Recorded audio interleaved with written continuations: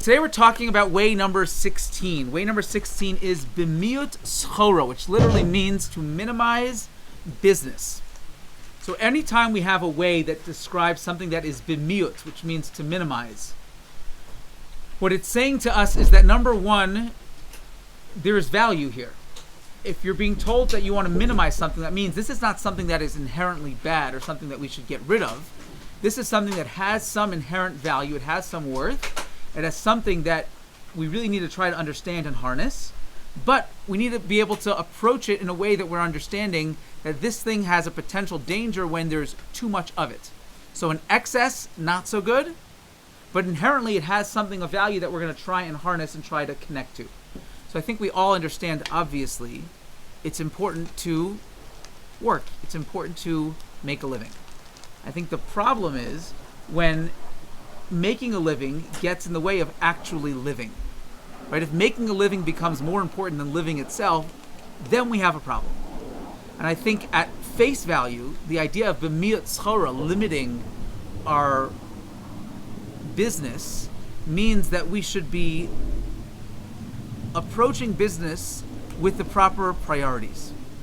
So years ago, I gained a very valuable insight from Darren, which is really, I think, in a way, changed my life. So thank you, Darren. Do you know what I'm talking about? So Darren shared with me, he said, often people say, I can't do this, or I'm too busy, or I'd love to come, but, and then they fill in some sort of excuse. And he said, if you just train yourself to replace those words with, it's not a priority for me. It's not a priority for me to come to this on Sunday afternoon at 3 o'clock. It forces you to really think about your priorities, because that's really essentially what you're saying. When you say you can't do something, what you're saying is it's not a priority. And that's not necessarily a bad thing, right? It's not necessarily bad that this particular thing is not a priority for you. It means you have lots of things, and you're juggling lots of things, and this particular one is not a priority right now. Because every single time I say yes to something, I'm saying no to a host of so many other things. So don't think just because I'm, just going with the flow. No, I'm making decisions. It's always a decision.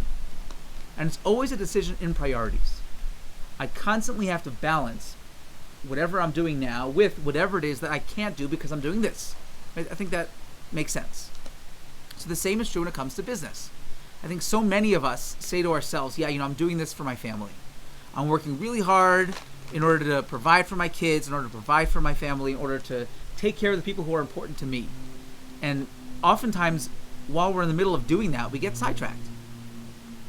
And we end up getting sucked into this vicious cycle where I'm doing this for my family, but my family would much rather me actually see them. They'd much rather me actually be there for them. And it's kind of like this divide between what I'm saying I'm doing and the way it's actually playing out. I forget which class it was, but years ago we had a sheet where I made people fill out their priorities and their values, like 1 through 10. And then the next sheet had them take those priorities and ask how much of your time, energy, and money are you spending on those things on your list. And the reality is most of us don't have those two lists aligning. We might tell ourselves that they are, but without actually stopping and thinking and saying to myself, well, what are my actual values? What are my priorities? And am I living my life in line with those priorities? If I don't go through that process, it's very likely that I'm not really living in line with my priorities. So I think the ground floor, the most basic understanding of b'miut schora is, yes, it's important to work. And yes, we're not saying that you should spend every waking moment of your life volunteering and spending time with your family and just being together with the people who matter to you. Obviously, we have to work. And obviously, it's important to work. But it needs to be done in the proper proportion to the rest of my life and in line with what it is that I'm trying to actually accomplish. But I think even more than that is learning and understanding how to harness the power of business. When it comes to business, when it comes to making a living, we get very creative. We do. And we figure out ways to get things done. And we have all kinds of strategies that we use. And I believe that way number 16 is essentially about how can we harness the power of business? How can we harness the things that make business run, make business tick? How can we harness that power, not just for the way I make a living, but for the way I make a life? How can I harness that power of business to change and propel my life in the way that I really want it to? So you have on your sheet there 9 different ways that we're going to go through. 9 different aspects and things that we use for business that I believe can be used for our own personal lives. And I think if you sat down after this class and started making a list, you could probably come up with dozens more. And I think this is also a really important paradigm shift. To be able to go through life and see things in different areas that might be specific to that area. So, for example, right now we're looking at, let's say, business and finance, and be able to translate that and transform it into something that can help me in other areas of my life. And I think that's a very holistic Torah-based approach to living. It's about looking at the world around you, looking at wisdom that we see all around us, and figuring out how can I use that for my own advantage to make myself and my life better. And that's what we're going to try to do. So the first thing we have here on our list is the idea of compound interest. So on the bottom you have there this little chart, which I'm sure many of you have seen something similar in the past. And it's basically the old riddle. If you ask a kid, would you rather have $100 million right now or a penny, but that penny will magically double every single day? Which would you prefer? Now, I think most kids would say the $100 million versus the penny, because even if the penny doubles, okay, so it's 1 penny today and 2 tomorrow and 4, but how much can that actually be?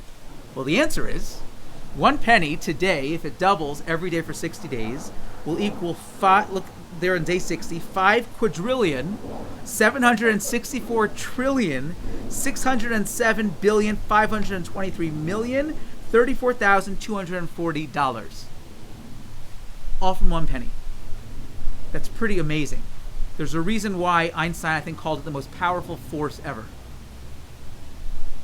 It's extremely powerful. My money doesn't just sit there. My money actually makes money for me. The idea of compounding interest is absolutely phenomenal. It's earth-shattering. It's mind-boggling. Right? 1 penny can equal quadrillions of dollars if it can just now. Dan's looking at me. He's like, oh, not so simple. If you can figure out how to double it every single day for 60 days, you have it made. I'm not saying we know how to do that. But understanding the concept of compounding interest is extremely important for 2 reasons. From a financial perspective.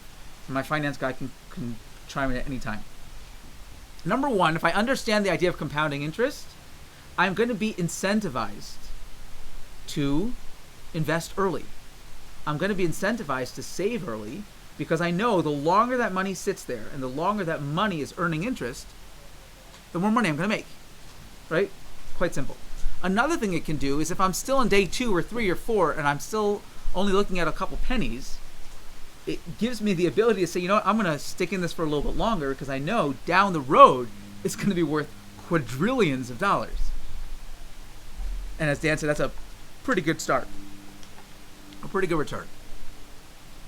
But I think the Jewish equivalent of this, or the Jewish wisdom equivalent of this, if you look in source number 1, we have a concept. Ratza HaKadosh Baruch Hu Lezakos Es Yisrael. The Almighty wanted to Lezakos, give us chus, give a merit to the Jewish people. Therefore, Lefichach Hirba Lehem Torah mitzvahs. He gave us lots and lots of mitzvot. And at face value, it sounds great. You have lots of opportunities. And the more opportunities you have, the more opportunities you have for growth and for merit. The problem is, there's also lots and lots of ways to mess up. So what does this mean? And this is a very commonly quoted piece of Torah literature. A lot of times after somebody does some studying in between the services in synagogue, they'll recite this. I don't know why. If anybody knows, I'm curious to know why specifically they use this piece of Torah wisdom. But for whatever reason they do. But what does it even mean? If God really wanted to give us great merit, I would think give us 3 mitzvot. Not even 3, give us 2. Right? And we'll be really good at those 2. We'll focus really hard on them, and we'll have all kinds of reward. What does that mean? He gave us so many mitzvot in order to give us a schus, to give us a merit. So I heard a beautiful answer. The Vilna Gaon's brother, now imagine that being your title. Like, talk about a big shadow to fill. So he wrote a book called the Milas HaTorah. So the Milas HaTorah, also known as the Vilna Gaon's brother. So it's a fascinating thing. He says, the reason why we have 613 mitzvot is because we need to have 613 mitzvot. And there's all kinds of Kabbalistic ideas as to why each one represents a different, either a part of the body or a different aspect of the metaphysical world, and every single metaphysical reality has some sort of physical counterpart, and that's why we have all the mitzvot. But that's not what that expression in source number 1 is saying. When source number 1 says that God gave us so many in order to give us merit, it doesn't mean God gave us so many choices. What it means is that God created the world in a way that every mitzvah has infinite numbers of totzaot, infinite numbers of outcomes. And each one of those mitzvot leads to another mitzvah, and another mitzvah, and another mitzvah, and another mitzvah, in a way that you may not even know where that's going to go. And that's true both in a practical sense.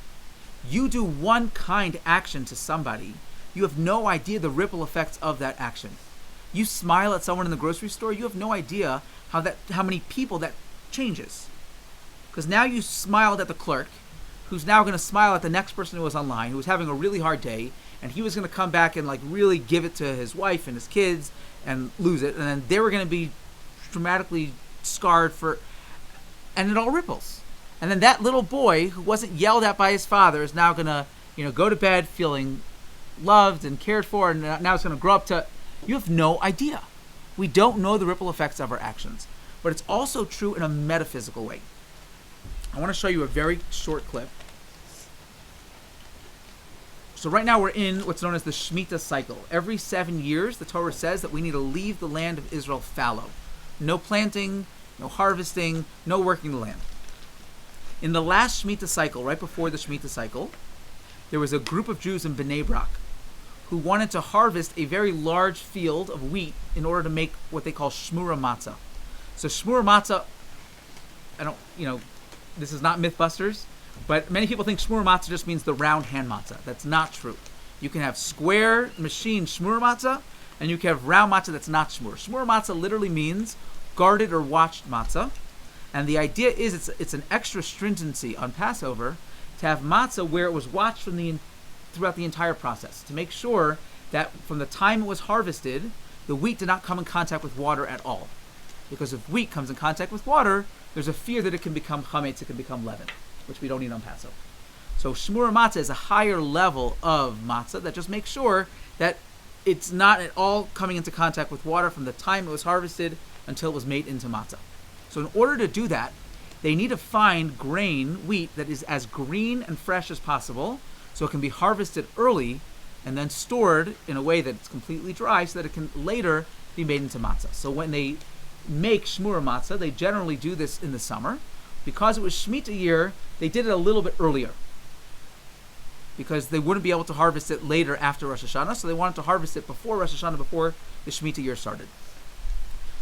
So they go and they find a field in, I think, the north of Israel, and actually in the south of Israel, and they start bargaining with the landowner.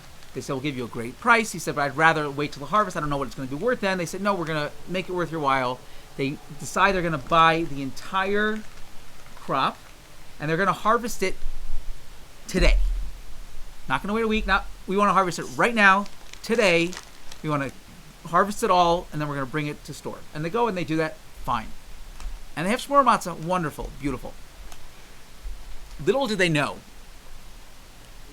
the next day, actually 2 days after they harvested this huge wheat field, terrorists from Gaza, we're very familiar now with the terror tunnels, because the world has been made known of. At this time, nobody knew about terror tunnels. They didn't know that they existed. Do you know how we discovered them? Because out of this wheat field, which was just plowed, 2 days later, Palestinian terrorists pop out of a hole in the ground. You see them look around like, what the heck? And then they quickly run back into the hole. That's not them running, that's a picture of the hole later.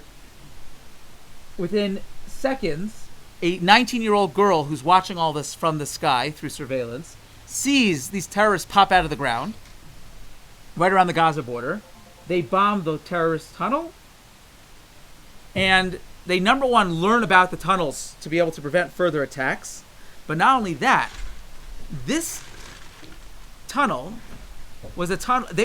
You had, I don't know how many were there. I think it was about a dozen or so terrorists that were planning to come out with their weapons into Israel. They snuck in from Gaza into Israel and were planning this huge terror attack.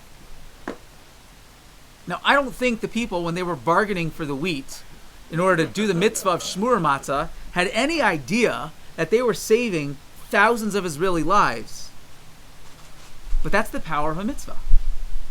And so says the Ma'alas HaTorah, when we say Ratza HaKadosh Baruch Hu L'Zakos Es Yisrael, L'fichach Hir B'Lam Torah mitzvahs, that God wanted to really take care of us, and therefore He gave us so many mitzvahs, not just so many options of mitzvahs to do, but every single mitzvah has the ability to compound the interest of that mitzvah.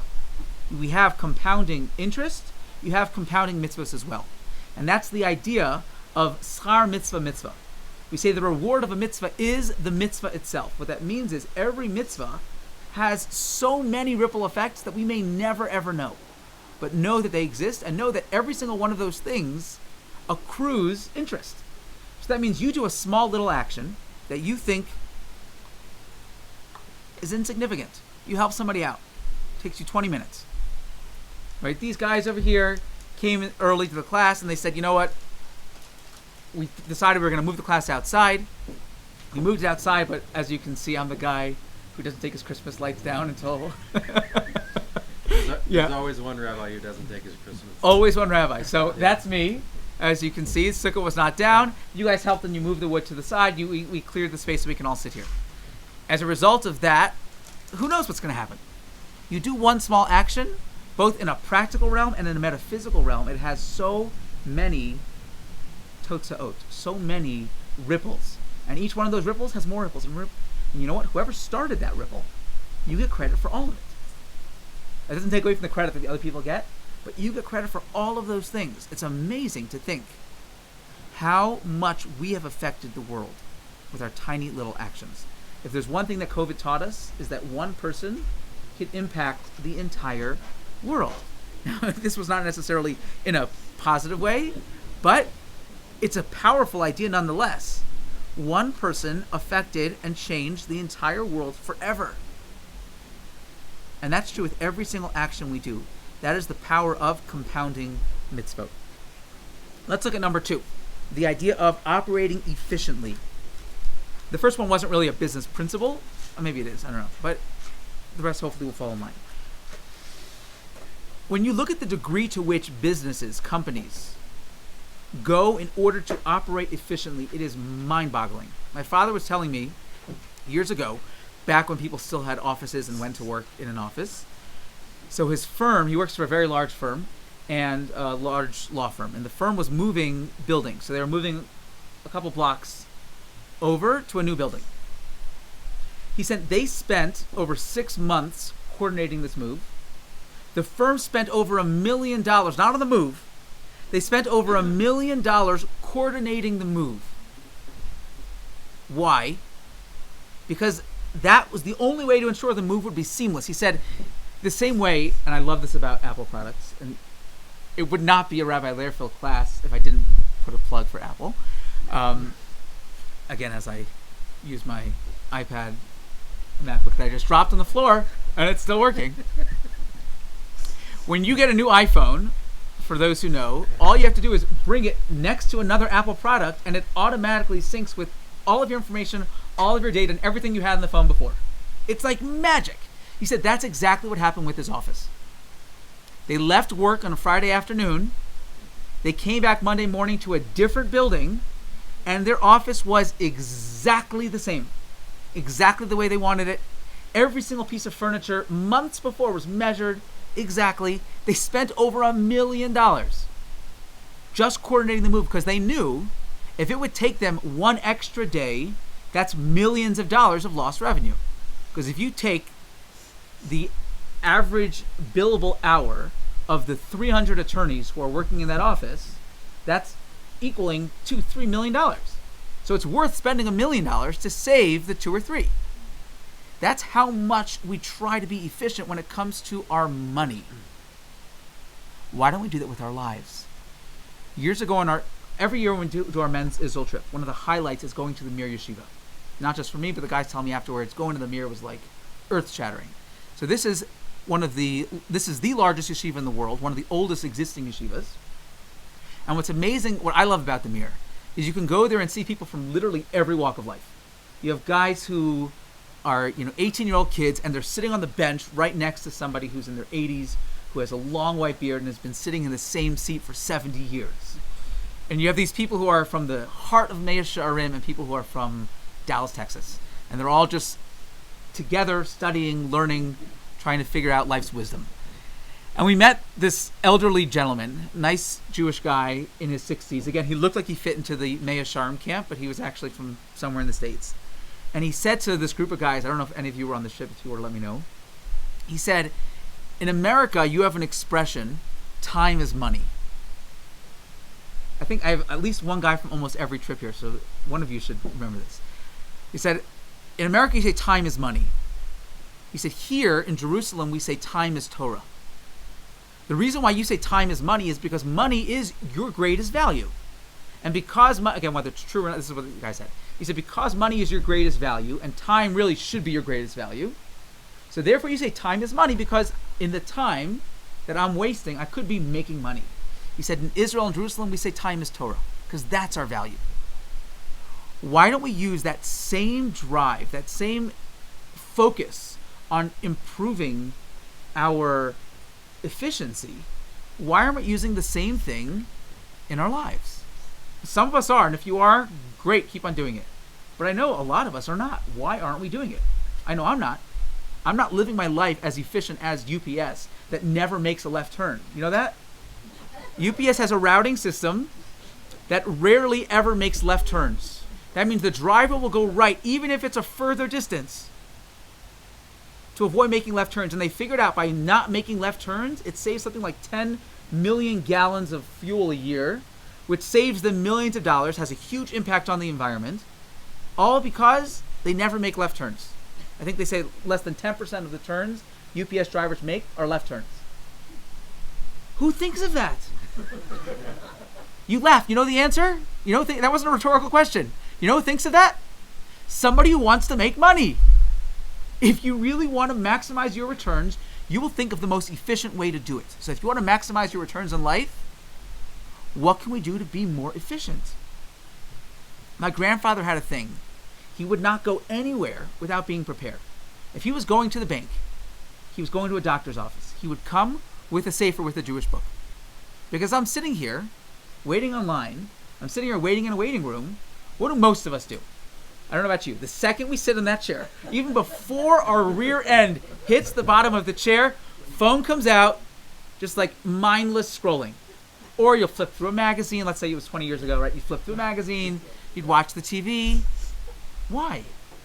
If you truly were going through life with the same obsession for efficiency as businesses were doing it, if you put the same amount of effort that you put in to make money, if I did that instead for my life, I know I'm going to be sitting here for 15 minutes.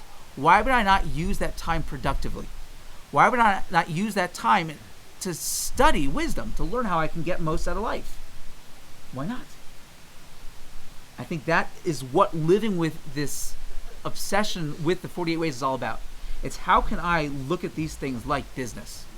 Figure out the tools that make business run, the drives that are inside. Because listen, we all naturally want to make money. Even those who say they don't, they do. The Talmud says, you have 100, you know what you want? 200. Our sages say, when you have 100, you want 2. That is human nature. We constantly want more. And we constantly get sucked into that drive for just getting more and more and amassing more and get. The drive is good. The drive is there. Let's figure out how to harness it in a way that it's not just making us money, but it's actually affecting our lives. So let's look at way number 3. Way number 3, you got to work hard. You wake up really early to get to work. You have people say, I can't come to services in the morning, it's so early. Okay, what time do you wake up every morning? Oh, I wake up at 6 a.m. to go to work. So when it comes to work, you can wake up at 6. When it comes to coming to services, you can't wake up at 9 or 8 or 7. or you're on vacation, or you're retired now. Like the same thing we did when we were working. Why can't we do that for the things that are actually important and meaningful? Unless it's not a priority. If it was truly a priority and you truly wanted to learn how to get the most out of life, and that's what Torah is. Torah is nothing more than Torah Chaim. It's instructions for living. God says, I created the world, I created you, and let me tell you, this is the best way to get the most out of you. Wouldn't you want to learn more? So why don't we? It's hard. Yeah, life is hard. You would be a complete fool to expect some sort of return without an investment. Like, can you imagine, like, going to an investment firm and saying, well, where's my return? Like, you're not a customer with us and you've never invested. I don't know what you're talking about. Like, but I want my return. Last year, you had a return of 20%. Where's my point of that? I put 1 penny in a year ago. It would be foolish to think that you're going to get a return without putting in the work. And the same is true with life. If you truly want to get the most out of life, it requires work. It requires effort. And that's true both in terms of our relationships. Relationships are hard. But if you want enriching relationships, you got to work hard at them. You can't just expect them to happen. The same way you wouldn't expect your business to just poof, become profitable overnight without putting in any hard work. I'm always amazed. I go to King Soopers, and after I look around, and then I text my wife, and then I call my wife, I ask somebody for help, right? And I'll ask a clerk, do you know where the fill in the blank? And it's usually the same product. Do you know where the pizza sauce is? And I'm always shocked. The person almost, I would say 9 times out of 10, knows exactly where it is. Aisle 13, left-hand side, about 30 feet. How the heck do you know that? You memorize like every product in the store? And the answer is yes, because that's their job. And when it's your job to memorize all those products and to know where they are, you know where they are. What do we know by heart? Do you know the 10 Commandments? Do you know the 48 ways? If you truly looked at them as tools for living, and we approached living with the same gusto that we approach making money, we'd memorize. Yeah, it's hard to memorize those things. But when it comes to your business, you memorize it. If it was truly important, you'd memorize it. Number 4, accounting. Right? What kind of business doesn't have an accounting department? In your own life, you need an accounting department. If you don't have an accounting department, you're not going to be profitable. You're not going to have any idea what's going on. Our sages teach us that every night we should be doing what's known as a cheshbon hanefesh, which means an accounting of the soul. What happened today? What went right? What went wrong? What were my goals for today? Did I accomplish them? Did I have goals for today? What are my goals for tomorrow? Without knowing where I stand, without making an accounting of my life, my relationships, what's important to me, without going through that accounting, I can't possibly know how I'm doing, and that can't possibly work to do the next stage, which is strategic planning. You can't do a strategic plan if you don't have any idea of what happened in the past or what your current. You need a current needs assessment. You need to know what you are and what you need to know where you're going to go. And that leads us to the next thing, strategic planning. Every single business has a 1-year plan, a 10-year plan. You know what you want. You know where you're going. You know what your goals are and what you hope to achieve to get to the next step. We should be having a spiritual accounting as well. We should be going through strategic planning as well with our soul to understand, where do I want to be in 5 years? Spiritually. I'm on a Jewish journey. Where do I want to get to? And what do I need to do to get there? What are the steps I need to take between now and 5 years from now to achieve the goal, the same way a business would go through strategic planning, to understand where they want to go and how they need to get there? How do I do that in my life? What do I need to do in my life to get to that goal, to get to that journey? The same way you meet with your accountant or you meet with your doctor, when was the last time you took a spiritual checkup? I have a handful of people, not that many, a handful. We work with hundreds of people. I have maybe 5 of them that do spiritual checkups. That means quarterly, the same way quarterly you're going to meet with your accountant, you're going to meet with your financial people. Quarterly they come and they say, Rabbi, help me figure out what the next step is. This is where I know I want to get to. This is where I am right now. How do I get from here to there? It's not going to work if it's overnight, which I think is one of our next ones, right? Long-term growth. how do I get from step A, where I am right now, to step B, where I want to be? In life, in my relationship with God, in my relationship with the people who matter most to me, in my relationships and in my life, how do I get there? If we approach life with the same set of practical tools that we use for business, we would be doing that. We would be strategically planning. Where do I want to be in 5 years? And not just assume we're going to get there and we'll figure it out when we get there. I don't know of any successful business in the world that just says, we'll wing it. We'll figure it out as we go along. When we get there, we'll know what it is. No, you know what your plan is, you know what your goals are, and you work towards achieving it. And that does bring me to my next thing, which is invest long term. I love this. I don't know if any of you have seen Jeff Bezos retweeted Barron's front cover from 1999, I think. So the headline is Amazon.bomb, and it reads, "The idea that Amazon CEO Jeff Bezos has pioneered a new business paradigm is silly." It goes on to say how he's just a middleman, and no one is ever going to make money being a middleman selling other people's products. What year is that? 1999. He's like, the only people who are going to really make it are companies like Sony and Dell and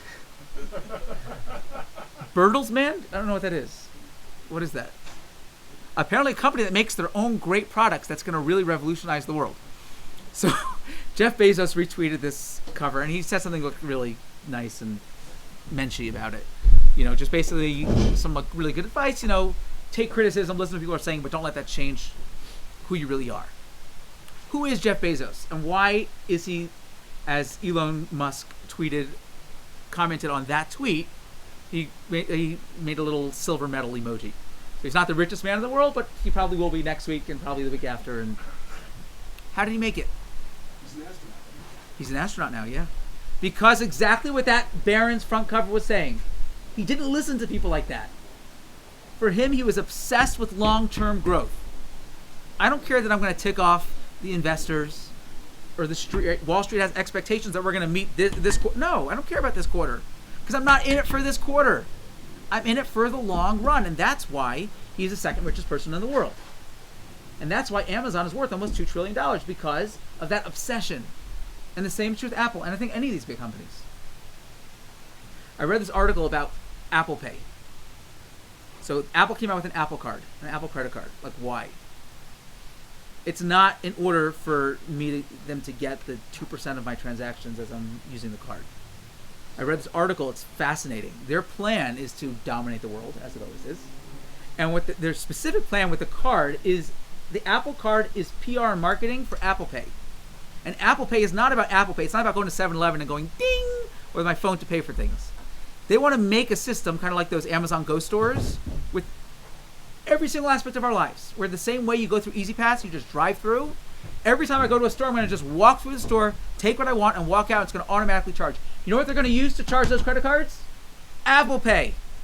But in order to do that, they have to slowly get into every single pocket of every single one of their Apple users. And it might take them 10 or 20 years, but they'll do it. Apple is notorious for not being first to market, but getting it best. What do? They wait. Not slow and steady, slow and strategic. They wait until the right time, and they swoop in, they perfect the product, and they do it even better. But that takes vision for a long-term goal. And the same is true with our lives. We can't expect to have things happen overnight. It's starting to rain, so we're going to wrap up right now. Diversification, obvious, diversify. Test market your ideas. If you have something that's really important in life, the same way a business would go through a test market, they would find a focus group. You should have a focus group for your life. When you have big life decisions, do you have a group of mentors that you can go to and say, hey, let me run this by you. This is what I'm thinking. Does it make sense? Because often when you run things by a focus group, they can come up with ideas and they can see holes in your logic that you never ever would have seen otherwise. Focus group it. Test market. Be like Apple. Let someone else make the mistakes, learn from their mistakes, and then perfect it. Why do you have to make every mistake just to learn from them? Lastly, one of the most important rules to making money is buy low, sell high, and use someone else's money. There are so many mitzvot that are not very popular for whatever reason. I heard this idea from Rabbi Reisman. I thought it was brilliant. So when it comes to mitzvot, buy low, sell high. Find the ones that other people are not appreciating for whatever reason, and go do that. Make that your thing, right? Your mitzvah is X, Y, and Z. Nobody else is doing that, but you're going to spend your life learning about that, focusing on it, and doing that mitzvah. Why? Because it's yours. And if you buy low, sell high, there's a Torah portion called Akev, and it uses this weird word Akev, which means a heel. It means like hearken to this idea. And Rashi says, why does it say the word Akev, which also can mean heel? It says, Rashi's our classic commentator, he explains, the idea is focus on the mitzvot that other people trample on, because those are especially endearing to the Almighty. He says, there's diamonds here, and everyone else is just like kicking them around like they're rocks. If you realize that that's a diamond, oof. In business, what does it mean buy low and sell high? Why are you buying this low? You're buying it low because nobody else understands the value that this thing has. The reason why there's Warren Buffett's in the world is because they see value where nobody else sees it. You see junk, they see value. Do the same thing with mitzvot. Do the same thing with opportunities. Figure out ways to capitalize on these underappreciated mitzvot, and it'll change your life. So that is way number 16. Understand what are the ways that make you tick in business, what are the ways that make you profitable in business, and apply those same strategies, those same ways to the pursuit of not just money, but the pursuit of life, the pursuit of wisdom. And God willing, when we do that, we will be really enriched, again, not just materialistically and monetarily, but we will be enriched spiritually as well.